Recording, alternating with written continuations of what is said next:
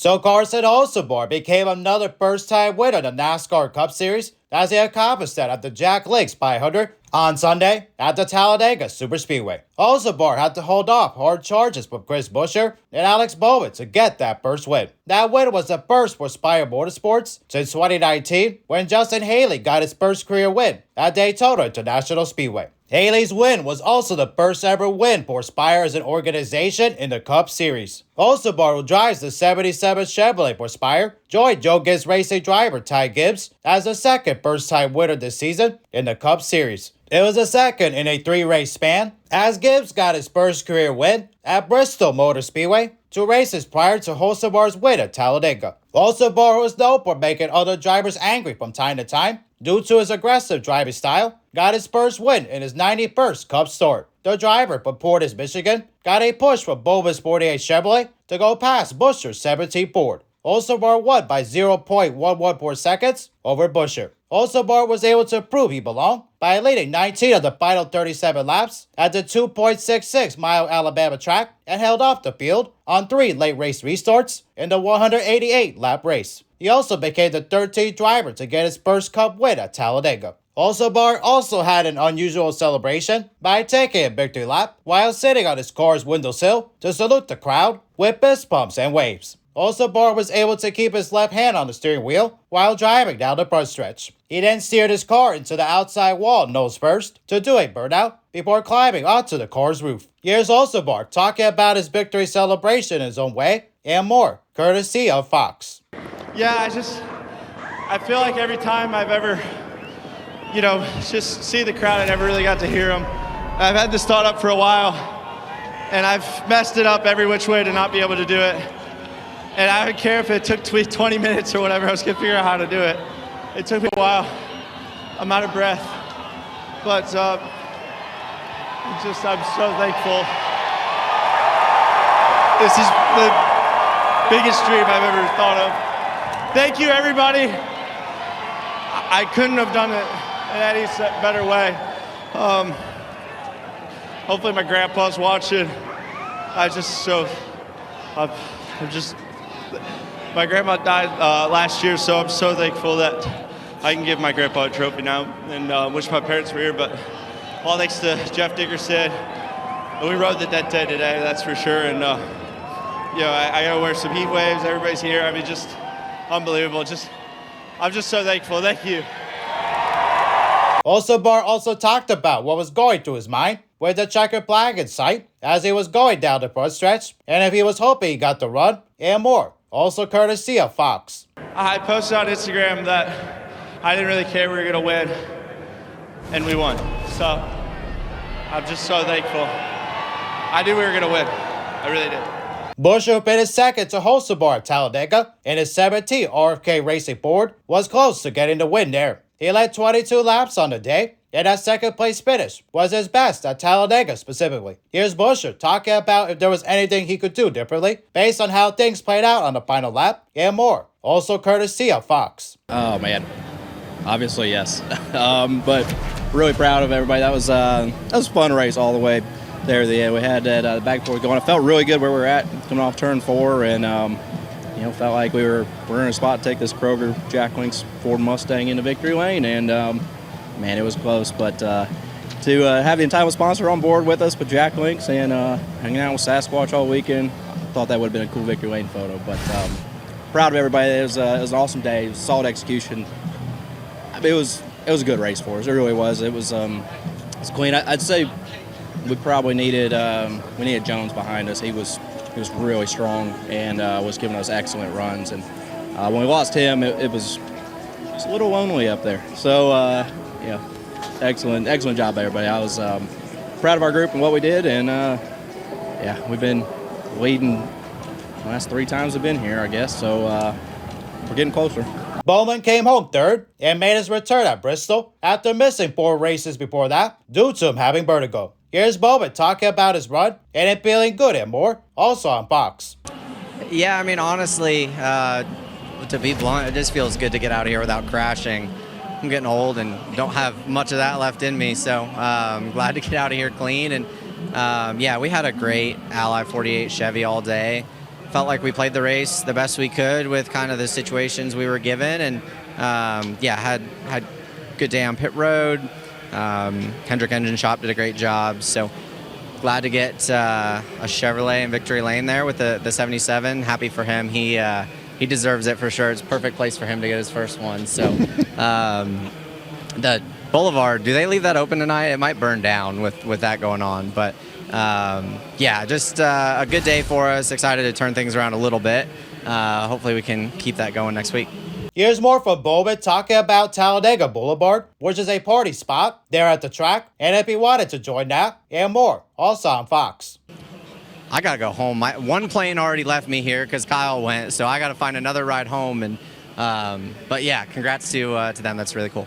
Bowman's Hendrick Motorsports teammate and two-time Talladega winner Chase Elliott finished fourth in his 9 Chevrolet. Royal Motorsports driver Zane Smith finished an impressive 5th and also set the fastest lap of the race in his 38 Ford. The rest of the top 10 was Hayek Motorsports driver and another former Talladega winner in Ricky Stenhouse Jr. finishing 6th, Trackhouse Racing's Ross Chastain 7th, Team Penske's Austin Cindric 8th, Front Row's Noah Gragson 9th, and two-time Cup Series champion Kyle Busch 10th, which was the first top 10 for Richard Childress Racing this year. The race had 16 leaders and 51 lead changes, with JGR's Christopher Bell leading a race-high 31 laps, even though he finished 17th. RFK Racing's Ryan Preece won Stage 1, and Ross Chastain won Stage 2. Half of the field was literally eliminated from a chance to win the race when a 26-car crash happened in Turn 3 on lap 115 that included championship leader Tyler Reddick among the 12 dozen drivers involved. It all started in the front. There was contact between the front cars of leader Bubba Wallace and Ross Chastain, which started the chain reaction crash, and the race was stopped for 10 minutes with the red flag out. A number of the drivers that were involved, such as 2311 Racing's Wallace and fellow past Talladega winners and Team Penske teammates Brian Blaney and Joey Logano. They weren't able to continue after being involved in that crash, but several other drivers involved in the crash came back to the track. Logano finished 39th. Here's Wallace's thoughts on what happened in that crash and more. Got wrecked there, unfortunately, Wallace said in an understatement after leading 3 times on the day. He finished 36th. Our Xfinity Toyota Camry was a little unstable, getting pushed, but manageable. Maybe that hard to be hit was too much, so unfortunately, we wiped out a bunch of cars. Got to debrief, got to be better. Just kind of riding around, not doing much in the first stage, nothing to show for it at Talladega. Unfortunate, it is a place we come to with a lot of confidence, and it is what it is. We will put this one behind us and go on to Texas and have some fun. Wallace's close friend Blaney was also frustrated, like many of those involved in the incident, also gave his thoughts about the close quarter brand of speedway racing, which produced crashes in what is known in NASCAR circles as the big one. I feel like we all just got pinballing off each other there, Blaney said, who finished 37. It's not like there's any blame on anybody.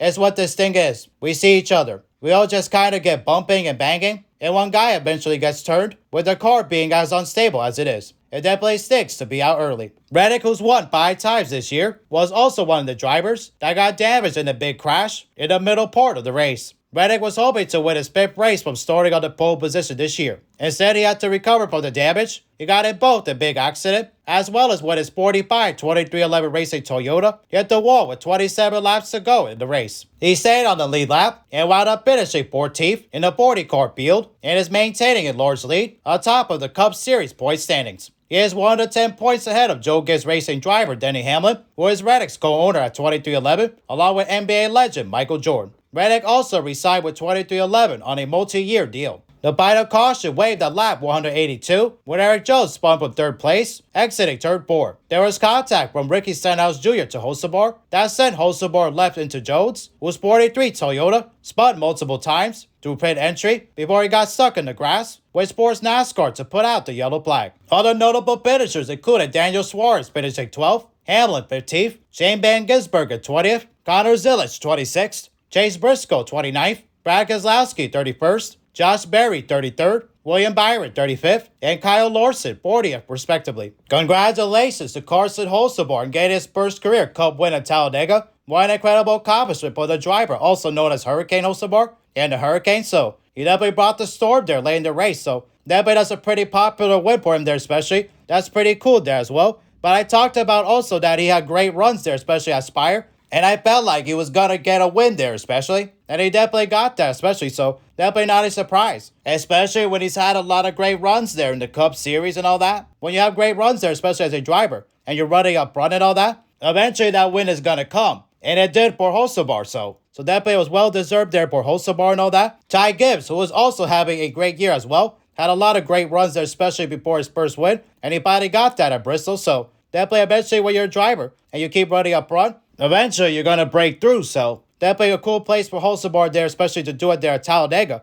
Especially with the party atmosphere there with the Talladega Boulevard and all that. Definitely a pretty popular spot for fans to be able to party before a race and all that, so definitely I'm sure Hocevar partied a lot after that win especially, and he was riding the Dente as well. As a reference to the Presidente Margarita, which is sold at Chili's, with that being Hocevar's sponsor and all that. That commercial was kind of cheesy and catchy there as well with that song, but definitely it's pretty cool that Chili's got a lot of exposure there, especially after that win, as it's popular because of Hocevar and as well with The Office and all that, so especially with Chili's playing a prominent role in the show, as it's a great show, which I highly recommend, by the way, especially in season 2 with the episode The Dundies, in which Pam got her Dundee and got banned for life from Chili's and all that, because of the fact that she was heavily intoxicated, fell off a chair, and was caught sneaking drinks from other tables, so that was a pretty iconic episode there as well. And also in season 2, when Michael, Jan, and Christian were also eating at Chili's for a meeting and all that, and when Michael and Christian were singing the Baby Back song, so that was pretty iconic there as well, so Chili's is pretty iconic there, especially in that show, and obviously with Hocevar as well, so that's pretty cool there especially. And Chili's also opened an office-themed location near real life Scranton, Pennsylvania, which is where The Office was set and all that, due to the popularity of that show. And that location also brought back the Awesome Blossom there as well, so that's pretty cool there as well. Definitely that was a pretty cool win for Hocevar there especially. And it's also pretty cool that he got to do that, especially wearing the hat and all that. Definitely he's ruffled a lot of feathers there, especially with other drivers, due to his aggressive driving style and all that. And definitely a lot of people have compared him to Dale Earnhardt. And it's pretty ironic that he ran a Dale Earnhardt throwback earlier this year at Darlington Raceway with his Chili's paint scheme to Dale Earnhardt's 1981 Wrangler paint scheme, so definitely that's pretty cool there especially. But what an unbelievable celebration by Hocevar riding around his car's windowsill and all that, especially while he's celebrating the win and all that. Kevin Harvick, Clint Boyer, and Mike Joy there in the booth couldn't believe that celebration. And I agree with Mike and Clint on not wanting to see that celebration again there especially, because of the fact that that kind of celebration probably will be banned by NASCAR and all that especially. And Mike also compared Hocevar's celebration to the Hail Melon that Ross Chastain did at Martinsville Speedway back in 2022. Essentially saying that something like that was a pretty awesome celebration or a pretty awesome move, but something like that will never happen again. It's probably for the best that it shouldn't happen again. Especially what Hocevar did is one of those things where commercials would say do not attempt, and definitely don't try this at home, kids, as well. Because what Hocevar did was dangerous and all that. Even though Steve O'Donnell, who was NASCAR's new CEO, liked the celebration and all that, but definitely that's one of those things that is a one and done sort of thing, which is good because of the fact that it's dangerous and all that. Like I said, and definitely Hocevar was okay after that, so definitely he was careful and all that. But Hocevar had that plan for a while,